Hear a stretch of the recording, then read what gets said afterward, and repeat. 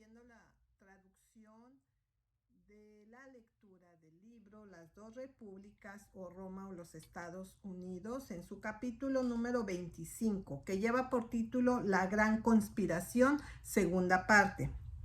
El artículo 2 de la Constitución de la Asociación dice lo siguiente: el objeto de esta sociedad será mantener las características del cristianismo existente en el gobierno estadounidense, promover las reformas necesarias en la acción del gobierno en relación con el Sabbat, la institución de la familia, el elemento religioso en la educación, el juramento y la moral pública afectados por el tráfico de licor y otros males afines, y para asegurar tal enmienda a la Constitución de los Estados Unidos que declaran la lealtad de la nación a Jesucristo y su aceptación de las leyes morales de la religión cristiana, por lo que indican que se trata de una nación cristiana, y colocan todas las leyes, instituciones y usos de nuestro gobierno sobre una base legal innegable en la fundamental ley de la tierra. Ahora bien, es evidente que si estos principios se adoptaron como la base legal del gobierno, nadie excepto los cristianos profesos podrían ocupar cualquier cargo o lugar de confianza bajo el gobierno. Y es igualmente evidente que la consecuencia sería que todo hackeo político, todo demagogo, cada político sin principios en los Estados Unidos se convertiría en un cristiano profeso, y cada cuerpo religioso popular se uniría a una horda de hipócritas. Pero en vez de temblar ante tal perspectiva, los reformadores nacionales en realidad se regocijan por ello.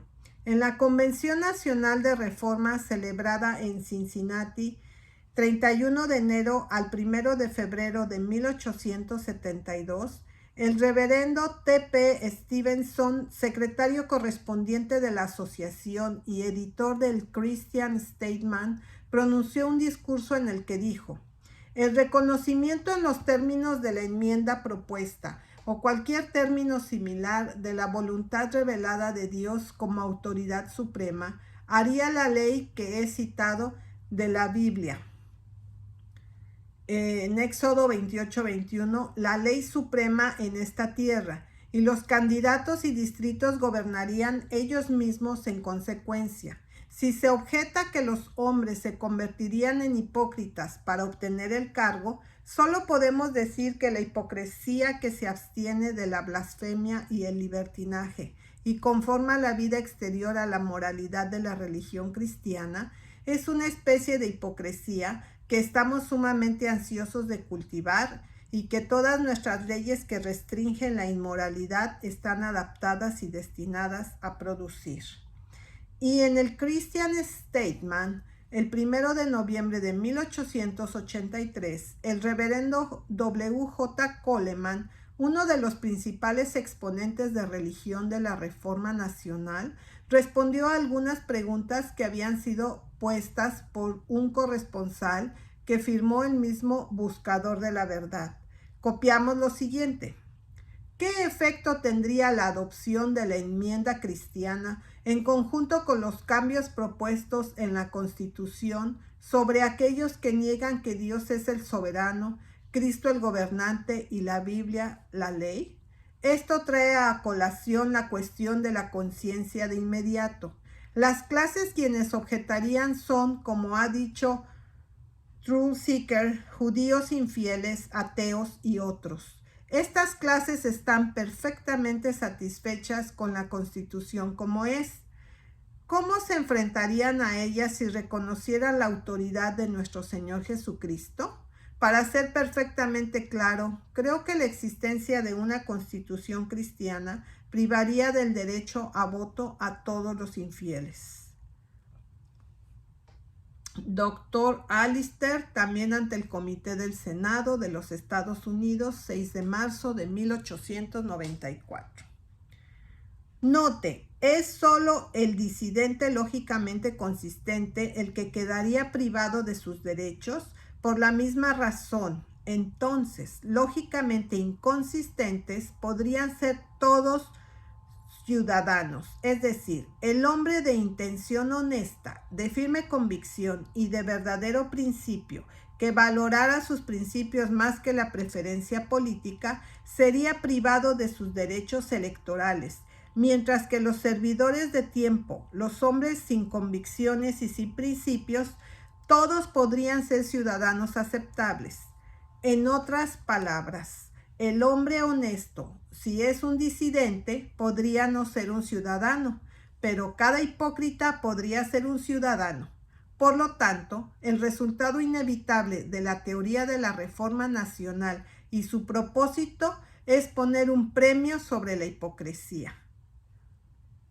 Y a través de él, las profesas iglesias cristianas del país se convertirían de hecho en aquello que Apocalipsis ha mostrado en profecía: el dominio de cada espíritu inmundo y una jaula de toda ave inmunda y aborrecible. Apocalipsis 18:2. La palabra de Dios dice: todo lo que no es de fe es pecado. Romanos 14:23.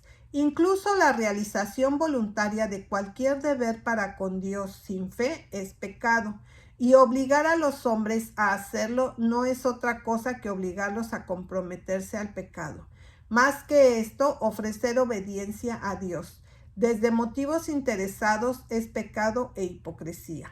Ahora, el esquema de reforma nacional propone ofrecer incentivos políticos para los hombres que ofrecen obediencia a Dios. El esquema de reforma nacional propone que todos los miembros del Estado ofrezcan servicio a Dios y se ajusten a las observancias religiosas, nada menos que por motivos interesados para que los hombres tomen obediencia u homenaje a Dios, mientras que no tienen amor por Él en sus corazones.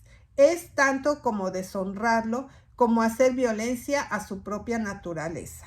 Y para sobornar u obligar a los hombres a hacer esto mismo, es el objeto directo de la Asociación Nacional de Reforma. Por lo tanto, su éxito aumentaría la hipocresía y multiplicaría el pecado bajo el manto de la piedad. Esa ruina nacional seguiría tan ciertamente como lo hizo el mismo sistema practicado sobre el Imperio Romano.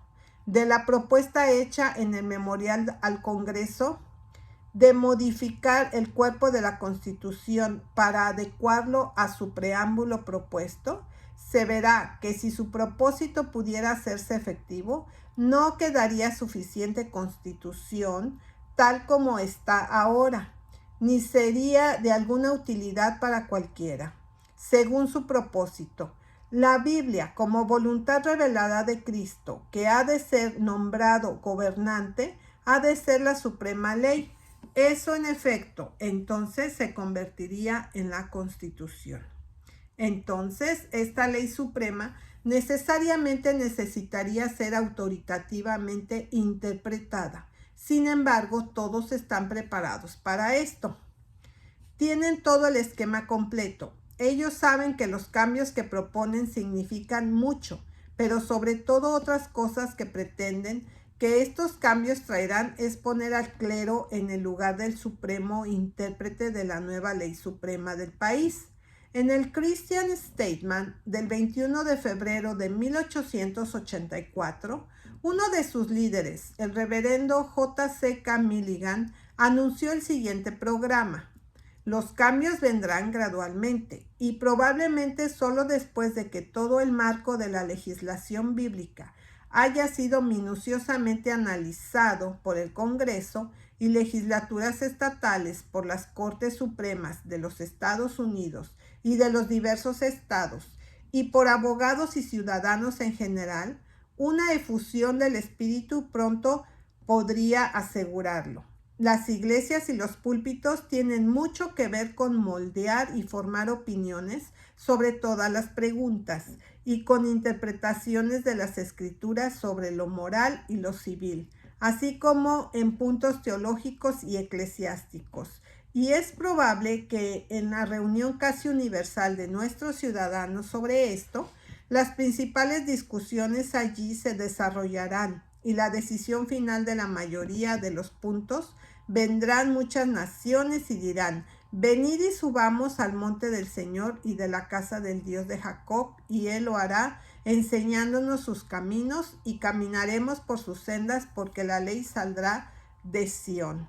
Ciertamente no hay clase de ciudadanos más inteligente, patriótico y digno de confianza que los líderes y maestros de nuestras iglesias.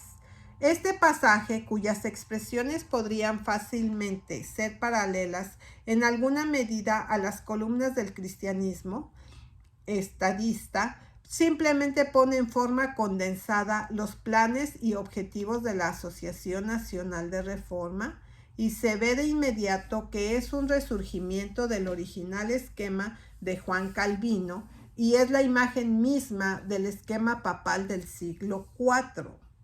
Compare esto con las páginas 488 al 490 de este libro.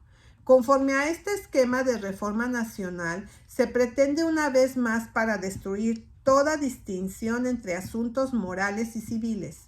Una vez más, todas las cosas que pertenecen al gobierno son moralizadas con el clero en lugar de intérpretes en todos los puntos. Sin embargo, como los que hicieron del papado en primer lugar, teorizan sabiamente sobre las dos distintas esferas del Estado y la Iglesia.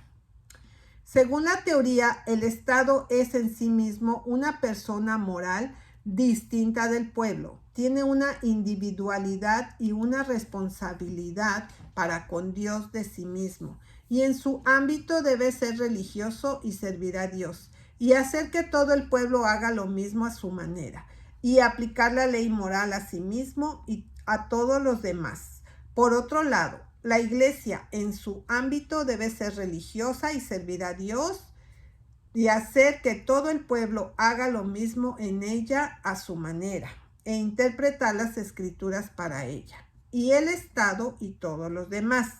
El evangelista es un ministro de Dios para predicar, y el magistrado es un ministro de Dios para gobernar, pero ambos son ministros en el campo minado, el campo de la moral, con esta importante diferencia. Sin embargo, el Estado debe aplicar al estándar de moralidad las escrituras como son interpretadas por la Iglesia, según lo definido por ellos mismos. Se expresa en el siguiente pasaje de un discurso de D. McAllister en Washington, D.C. Convención Nacional de Reforma, 1 al 3 de abril de 1890. Dijo: ¿qué dice la Asociación Nacional de Reformas? Dice que la Iglesia cumpla con su deber en su propia línea. Deja que la línea de demarcación sea dibujada aquí. Dejar que las funciones del Estado vayan con el Estado y con el gobierno civil, la propia ordenanza de Dios. Deje que la Iglesia mantenga los principios morales de la ley de Dios, la ley de Jesucristo, la única ley perfecta, y dejar que la pizarra aplique esos principios morales que pertenecen a su propia esfera de la justicia y el derecho en sus escuelas y en todas partes, y que haga su obra propia, como ella responderá ante Dios mismo, ya que es la criatura de su ordenación. Aplausos. Se expresa aún más completamente en un discurso del reverendo T.H. Tatlow en una convención en Sedalia, Missouri, el 23 y 24 de mayo de 1889, como sigue: a estas astutas y carnales suposiciones, el hombre espiritual, firme en principio cristiano, y la integridad de sus convicciones responden la jurisdicción de Dios sobre el hombre es anterior y superior a todas las demás, y se adapta sabiamente a toda la existencia del hombre en todas sus relaciones diversificadas, tanto espirituales como seculares. Que esta jurisdicción no solo es universal, sino también especial, incluyendo todas las agencias menores como parte de las mayores, tal como todas sus partes están incluidas en un todo, que Dios le ha dado al hombre en el mundo presente una vida doble, una parte espiritual y otra parte secular, y los ha mezclado de tal manera que la vida secular, abrazando el bien civil, social y terrenal del hombre, está subordinado a su vida y bien espiritual. Por tanto, puesto que la ley de Dios y su administración de ella se aplica a la vida espiritual del hombre, también debe aplicarse necesariamente a la vida civil, social y empresarial, como partes subordinadas de su vida superior espiritual. Esta vida espiritual, por tanto, es la vida del hombre fundamental o constitucional, y la ley de Dios como expresión de su voluntad con respecto a esta vida dual del hombre, y como se encuentra en los 10 mandamientos, es la ley constitucional de la jurisdicción de Dios sobre el hombre y por tanto es irrevocable. Al administrar esta ley constitucional para el bien de esta doble vida del hombre, Dios ha ordenado 2 agencias administrativas. Una de ellas es la Iglesia, como la agencia espiritual en el ámbito de la espiritualidad del hombre en su vida, y la otra es del Estado, como su agencia secular en el reino del hombre y de su vida secular. Y aunque estos agentes son 2 y no 1, y son diversos en su naturaleza, y ocupan dominios de autoridad separados y diversos, sin embargo, ambos están sujetos a la misma ley, y están ordenados con el propósito de ministrar al bien del hombre a través de esta misma ley. Y por tanto, es ese gobierno civil de cualquier forma abstracta como una ordenanza de Dios, y el gobernante civil como un ministro de Dios. Ambos están sujetos por igual a los 10 mandamientos, y no solo están sujetos, sino que son ministros de Dios para el hombre para bien. También son sus agentes para aplicar estos mandamientos al bien del hombre dentro del ámbito de la vida secular del hombre, en la medida en que los mandamientos tengan una aplicación secular.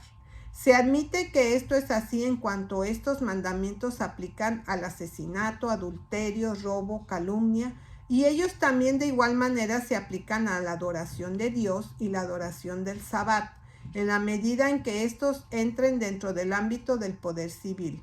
Estas cosas siendo así, ni el poder civil como ordenanza de Dios, ni el gobernante civil como ministro de Dios, dentro de su provincia especial, tienen alguna autoridad como tal para anular cualquiera de los 10 mandamientos, ya sea por negligencia en su aplicación o por indiferencia a su autoridad y reclamos. Este punto, el partido de política civil protesta y grita que esto es unir la Iglesia con el Estado. El cristiano responde, de hecho, es una unión, pero solo en la medida en que 2 jurisdicciones separadas, una espiritual y primaria, y la otra secular y secundaria, ejercen cada una su propia autoridad apropiada dentro de su propia provincia individual para asegurar un doble bien para la doble vida del hombre. Esta unión, por tanto, es como la unión de lo espiritual en el hombre, actuando conjuntamente con el cuerpo del hombre. El cuerpo se somete y se mantiene en sujeción a lo espiritual. Es como la unión de la vida espiritual en el hombre, actuando conjuntamente con la vida doméstica del hombre. Todos los miembros de la familia siendo amados menos que Cristo y todos sujetos a sus pretensiones. Analicemos esto. A. El hombre se compone de 2 partes, espiritual y secular. B. Los 10 mandamientos como expresión de todo el deber del hombre para con Dios son igualmente compuestos de 2 partes, la espiritual y la secular. C. Hay 2 agencias empleadas para aplicar la doble naturaleza de esta ley a la naturaleza doble del hombre. Estas 2 agencias son la Iglesia y el Estado. D. En todo lo secular es subordinado y debe mantenerse en sujeción a lo espiritual. E. Por tanto, el Estado como laico y subordinado, la agencia debe ser sometida, mantenida en sujeción a la Iglesia, como el cuerpo. La parte secular de hombre debe ser sometida y mantenida en sujeción a la mente, la parte espiritual del hombre.